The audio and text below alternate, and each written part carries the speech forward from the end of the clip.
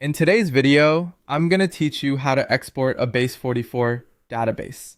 We'll walk through the process from opening Base44 to exporting the exact dataset you need. This is a straightforward task, but it helps to know where each option is located so you can move through it quickly and confidently. To begin, go to Base44 and sign in if needed. Once you're inside the platform, look over to the left-hand side of the screen and click on All Apps. This will take you to the area where you can view the projects available in your workspace. From there, select and open the project you want to export data from.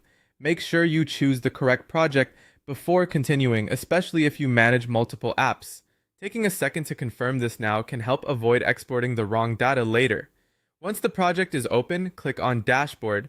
This is the main control area for the project where you can access settings and manage different parts of your app. If you're new to Base44, this is a useful section to become familiar with because many key actions start here.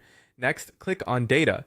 This will bring you to the part of the project where your stored data sets are organized. Think of this area as the place where you can view, manage, and work with the data behind your app. Now choose the specific dataset you want to extract and click on it.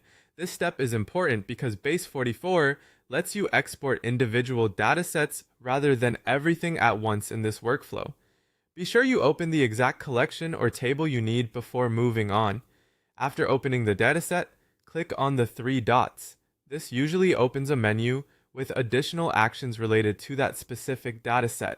If you don't see it right away, look near the top or side of the dataset view where action menus are commonly placed. In that menu, click on Export. Once you do, Base44 will begin the export process for that selected dataset. Depending on the size of the data, the file may download quickly or take a little longer to generate, and that's it. You've successfully exported a Base44 database dataset. As a quick tip, after the export finishes, save the file somewhere easy to find and consider renaming it clearly so you know which project and dataset it came from.